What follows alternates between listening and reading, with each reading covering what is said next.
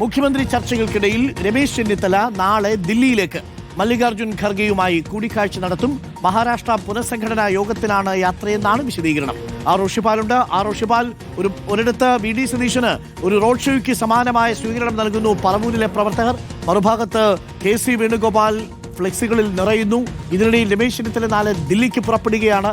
തീർച്ചയായും മഹാരാഷ്ട്രയുമായി ബന്ധപ്പെട്ട വിഷയങ്ങൾ ഉണ്ടാവാം, പക്ഷേ മുഖ്യ വിഷയം കേരളത്തിലെ മുഖ്യമന്ത്രി പദം തന്നെയല്ലേ?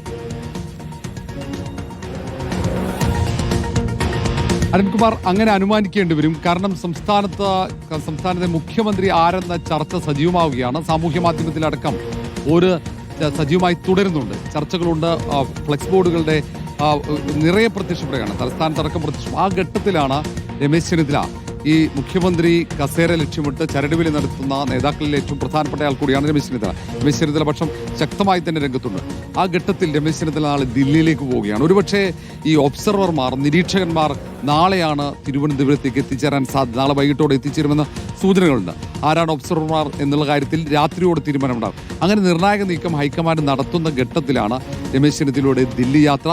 നാളെ പുലർച്ചയോടെ തന്നെ ദില്ലിയിലേക്ക് രമേശ് ചെന്നിത്തല തിരിക്കും. പക്ഷേ അത് മഹാരാഷ്ട്രയിലെ ജില്ലാ കോൺഗ്രസ് കമ്മിറ്റിയുടെ പുനഃസംഘടനയുമായി ബന്ധപ്പെട്ട യോഗത്തിനാണ് എന്ന വിശദീകരണമാണ് വരുന്നത്. മല്ലികാർജുൻ ഖാർഗെയുമായി കൂടിക്കാഴ്ച നടത്തുമെന്ന വിവരങ്ങളും പുറത്തു വരുന്നുണ്ട്. ഏറ്റവും നിർണായകമായ ഒരു യാത്രയായി അതിനെ കാണേണ്ടി വരും.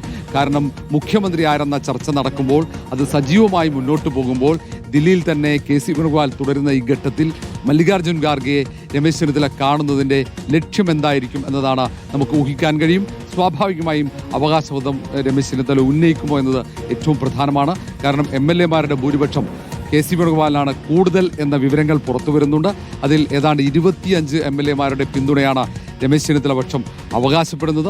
ആ ഘട്ടത്തിലാണ് ഇപ്പോൾ വളരെ പെട്ടെന്നെടുത്ത തീരുമാനമാണ്. നേരത്തെ അങ്ങനെ ഒരു നീക്കം ഉണ്ടായിരുന്നില്ല. തിരുവനന്തപുരത്ത് രമേശ് ചെന്നിത്തല നാളെയും ഉണ്ടാകും എന്ന വിവരങ്ങളായിരുന്നു വന്നത്. കാരണം നിരീക്ഷകന്മാർ സ്വാഭാവികമായും. Thank you Roshi. നാളെ രമേശ് ചെന്നിത്തല ദില്ലിക്ക് പോകുന്നുണ്ട്.